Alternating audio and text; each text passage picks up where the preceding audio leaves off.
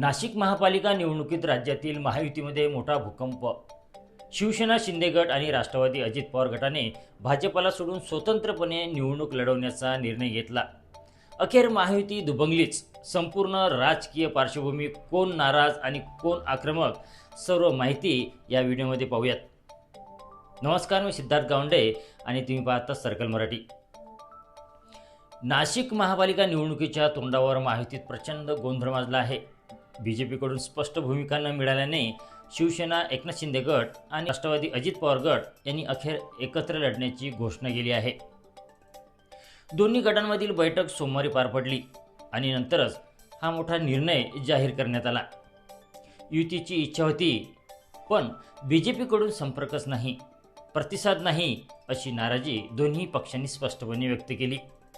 अजित पवार गटाचे मंत्री नरहरी झिरवळ यांनी थेट आरोप करत म्हटलं आहे की आम्ही वाट बघत होतो, पण बीजेपीकडून कोणताही दिलासा मिळाला नाही. आम्ही असलो नसलो तरी बीजेपीला काही फरक पडत नाही, म्हणून त्यांनी सोबळाचा निर्णय घेतला असावा.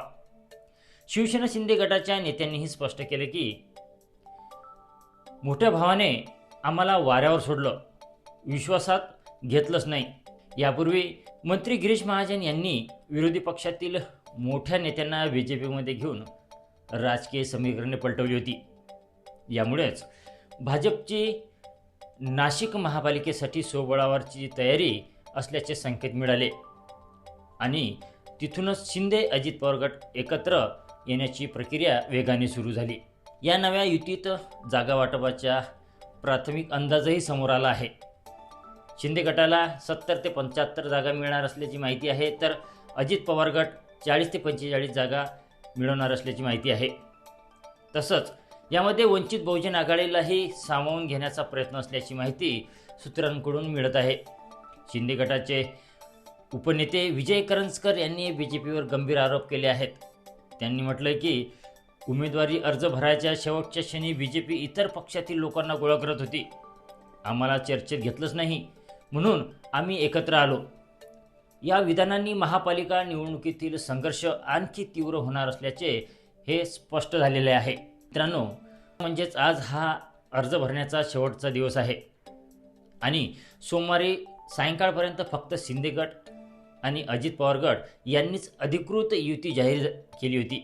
भाजपने मात्र अजूनही सोबळावरची वाटचाल सुरू ठेवली आहे. यामुळे नाशिक महापालिका निवडणूक चुरशीची, रंगतदार आणि थरारक होणार हे आता निश्चित झालं आहे. नाशिकमध्ये राजकीय समीकरणं पूर्णपणे बदलली आहेत.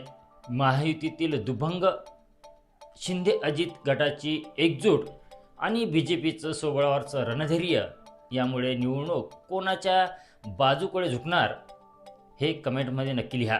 व्हिडिओ आवडला तर लाईक, शेअर आणि सबस्क्राईब करायला विसरू नका. भेटूयात पुढच्या व्हिडिओमध्ये. तोपर्यंत नमस्कार.